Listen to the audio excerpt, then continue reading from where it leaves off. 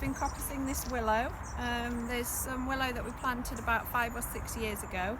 We've cut down these pieces that are 2 years growth, and we're going to be making them into Ramial wood chip. So that's putting them through a chipper, and it's chipping the branches that are 7 centimetres diameter or less, and that will make the Ramial wood chip. And then we're going to use that to mulch the vegetable garden.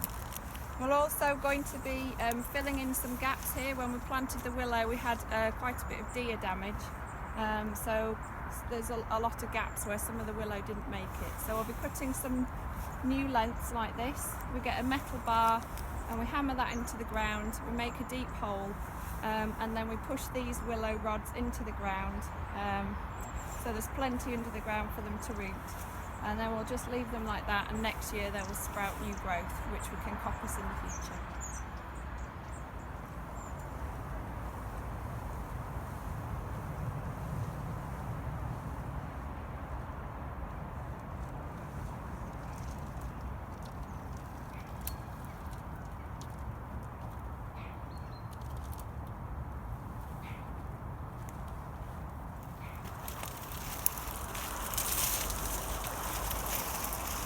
So as well as our coppiced willow over there, we have other different types of self-seeded trees. So we've got the self-seeded goat willows, the alders, some silver birch and some hawthorn, all of which we'll use to make the Ramial wood chip. So all broadleaf trees.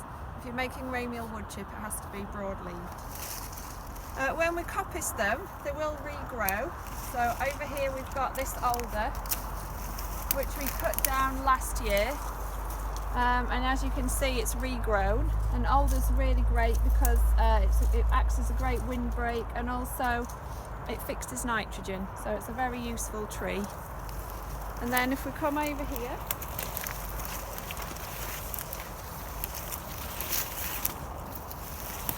here's an alder which we coppiced about 3 years ago, so it's made some good strong growth. And then we'll coppice this again and shred these for Ramial wood chips, and any bits that are too thick we can use for firewood.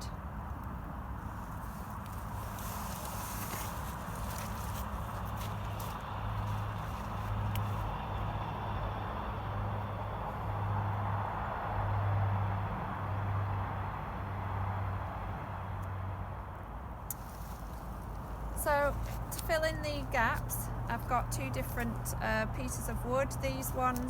This is 1 year old growth, so I'm going to use a pole to hammer in to make a hole to start with, and then this 2-year-old wood, I'm going to just hammer that directly into the ground. It's much sturdier, so it can take hammering, whereas this one's a bit more flexible.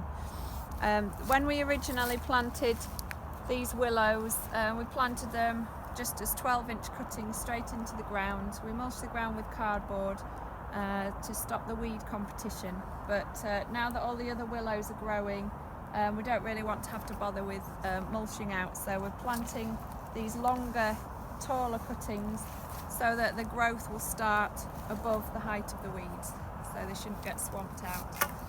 So I'll start by getting a metal bar. I've marked how deep I want the hole to be.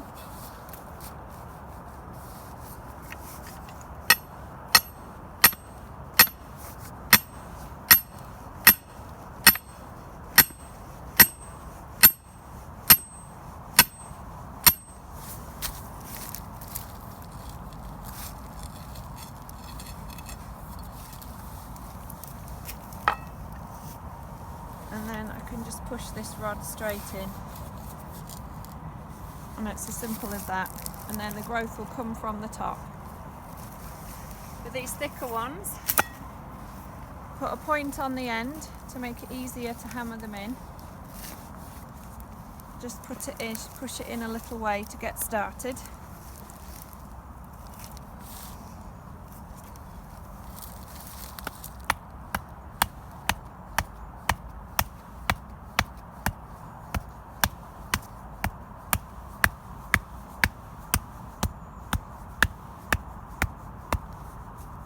And then I've hammered that one in, so that'll also grow from above. So we'll see which one grows better next spring.